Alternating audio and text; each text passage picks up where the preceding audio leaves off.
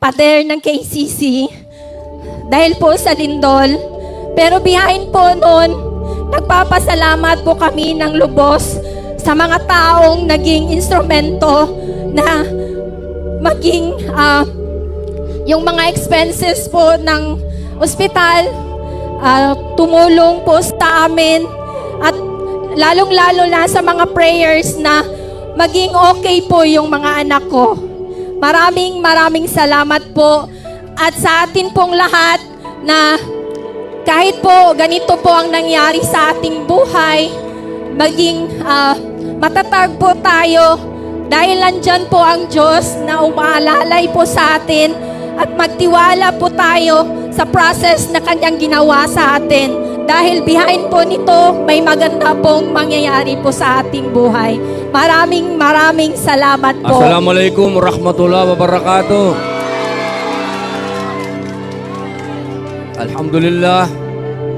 Alhamdulillah Rabbil Alamin. Mga magandang hapon, mga mahal kong kapatid.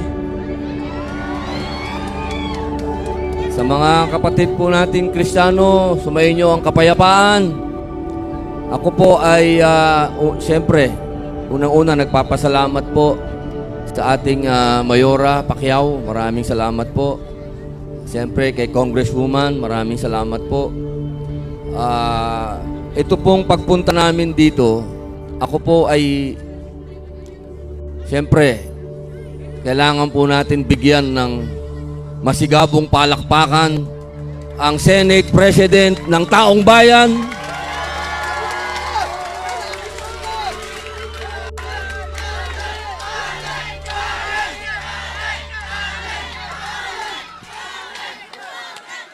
isang taong hindi po nakakalimot sa inyo, isang taong hindi po nalilimutan kung ano ang kailangan ng taong bayan, lalong-lalo na po dito sa General Santos.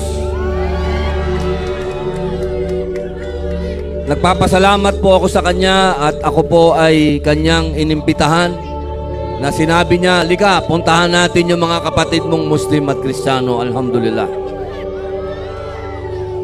Kaya ngayon po, nandito kami, kasama po ang ating idolo, Senator Alan Cayetano. Maayong hapon sa kaninyong tanan. Kasabot ako Bisaya, pero dili pa maayo magsulti. Kinahanglan na kastoryahan si Mayor o si Congresswoman. Magandang hapon po. Diba simula sa ating pagkabata, tinuturo sa atin kung anong iyong itatanim, yun ang iyong aanin. So I'm so honored by your speech, sa testimony mo. Kasi kami magsabi na may magandang mangyayari sa inyo, pwede niyong sabihin, hindi niyo naman na-experience yung linog eh. Diba? Pero kayo na na-injure at grabe yung nangyari sa inyo, pero nakakapag-testify kayo. Nandyan ang Diyos at babangon tayo. Pakisabi sa katabi nyo, babangon tayo. Diba? Oo. Pakisabi sa katabi mo, mahal ka ng Diyos. Diba? So anyway, nandito po kami para tulungan lang si Mayor at si Congresswoman kasi kayo naman talaga ang naapektuhan. Thank you, Mayor, kahit na konti lang dala namin yung salubong nyo sa amin. Pero kung ano itanim natin bilang mga Pilipino na kapag may disaster, calamity, tulong-tulong na lang tayo, di ba? Wala nang politika. So, sabi ko kay Robin, may hinanda tayong konting bigas, konting grocery. Tapos sabi niya, ay nakakaya naman, may cash assistance. Sabi ko sa kanya, hindi, huwag ka mahiya, Robin, kasi ako na rin sa sweldo mo yung ipamimigay natin eh. No? So, but, yun nga, Mayor, so, bagaman, alam nyo naman po, may problema sa legal, si Senator Bato, tumutulong pa rin. Di ba?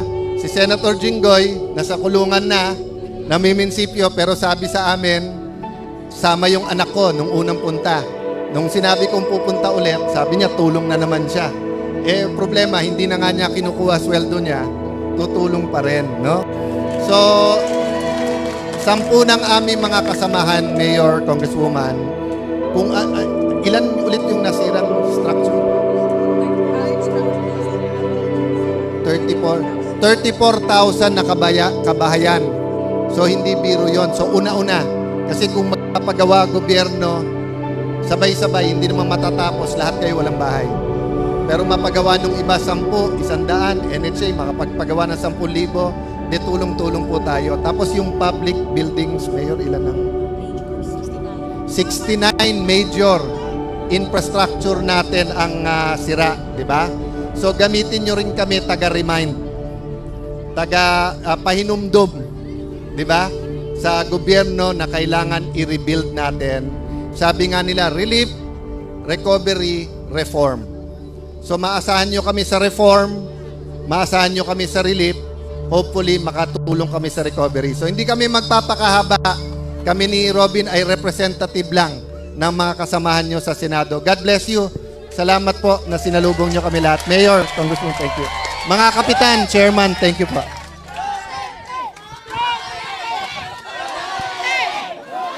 Maraming salamat. Peter.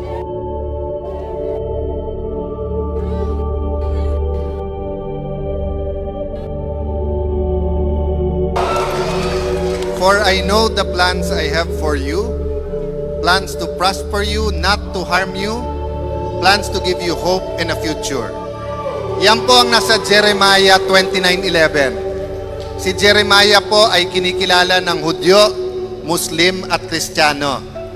Ang mensahe po niya, kahit anong bigat ng ating inaharap, may planong maganda ang Panginoon sa atin. Tama po ba? At napansin niyo po yung dulo, plano ng pag-asa at kinabukasan. Meron po bang kinabukasan, mga taga-Malapatan? Mayor, maganda ba ang inyong kinabukasan? Mayora, pakisabi sa katabi mo, maganda plano ni Lord sa iyo. Diba? So, alam nyo po, nung nagkalinog, pwede ako mag-practice magbisaya.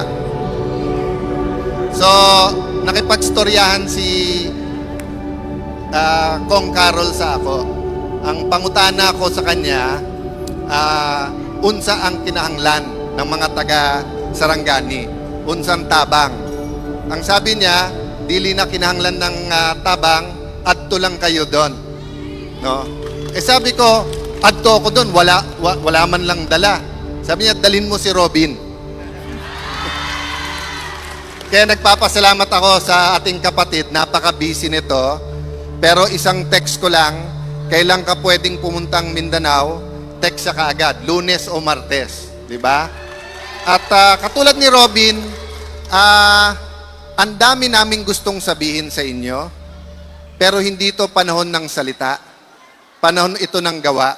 So Mayor, tanggapin nyo yung konti naming dalang bigas, tubig, grocery. Meron na nasa warehouse po konting building material. Pero katulad din po ng kay Mayor Victor James kanina, hindi natin masasabay-sabay, di ba? At kung sabay-sabay yung materyales at tulong, hindi matatapos yung mga bahay. So parang una-una, pero nagko-commit kami sa inyo, linggo-linggo magpapadala kami ng tulong hanggang matapos po, no? Si Senator Bato, may problema, pero nagpadala pa rin ng tulong.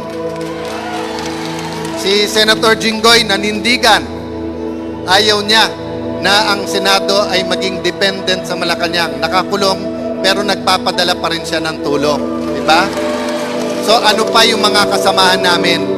Diba? Kaya kami nandito, gusto namin i-commit sa inyo 3 R. Relief na dala natin ngayon at sa susunod na mga araw. Pero mas importante, rehabilitation. Diba? Recovery. At pangatlo, we have 100% authority na mangulit sa amin every week, no? Kung ano ang aming matutulong. So, pwede ba kaming magbalik-balik? God bless you. Sabihin nyo ulit sa inyong katabi nyo, maganda plano ni Lord sa inyo. Siguro last message ko sa inyo, ang bata, hindi sinusunod ang sinasabi natin. Ang bata, sinusunod yung ginagawa natin. Diba? So pag sinabi natin sa bata, alam nyo po, kahit saan kami pumunta, sa Davao, ang sabi, binubulong sa amin ni Robin, laban lang, laban. Laban daw. Iba-iba sinyales, may ganon, may ganon, may ganon, may opa. Di ba? Lahat, pero ang binubulong laban. So, ang bata, ang nakikita niya. So, dun po sa lubos na nahihirapan ngayon, laban lang po ha. Laban. Para makita po ng mga anak ng Malapan na kayo po ay titindig, kayo ay babangon at lalong gaganda ang inyong lugar. God bless you po.